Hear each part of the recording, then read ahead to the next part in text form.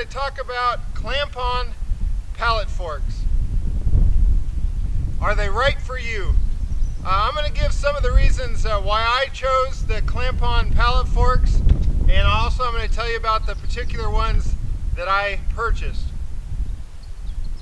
So as you can see, I'm starting to get attachments and putting them on pallet forks, and I need to move attachments around, and forks seem to like the logical and the most easiest and efficient way to move your attachments around. Now the quick attach forks are about twice the price as these clamp-on forks. These particular clamp-on forks are Titan clamp-on forks, and they are very heavy duty, and they look like they've been constructed very well, welded very well.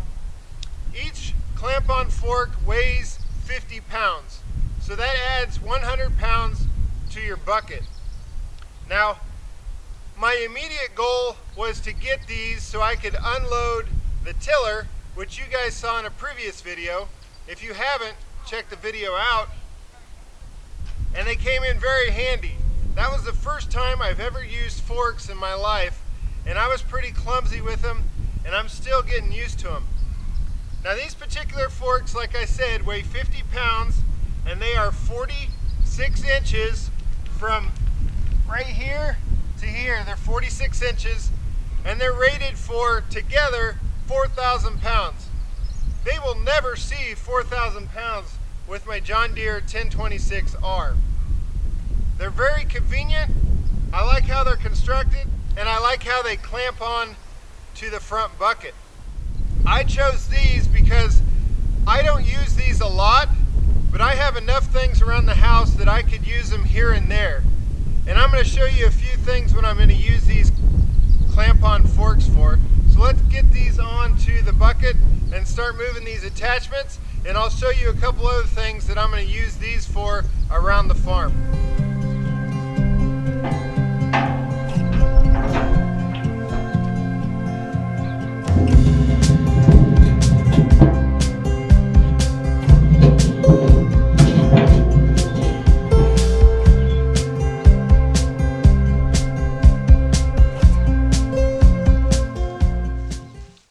One thing I do like about this is the ease of putting it on the bucket, and this big handle allows you to get good torque on the big washer for the bucket.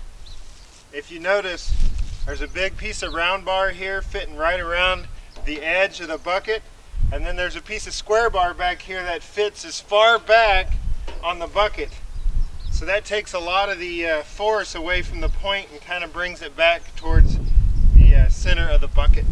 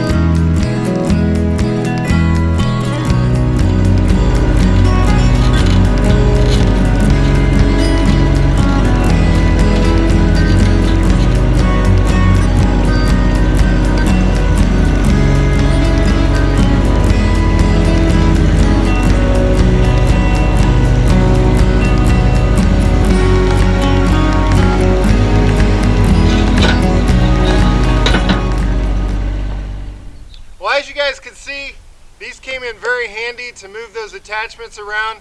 I haven't quite figured out where I want to put them, but having them on the pallets is going to help me a lot, because if I change my mind, I'll just put these forks back on and I'll move them around. A couple things learned. The main thing I learned, counterweight. When I first hooked that up, I forgot about the counterweight. I got the box blade on there and the rear wheels wouldn't even get traction. So I went and got the carryall, I put some big chunks of wood on there, and I was able to move it. So you guys need to be very careful when doing this, because it adds it so far forward. Counterweight is key. I need to get my rear tires filled, and that will help also. Well, I thank you guys for tuning in. I hope this helps you with your decision in getting these clamp-on forks. I know they're going to be handy for me. And in closing the video, I'll show you 2 more ways that I use my clamp-on forks.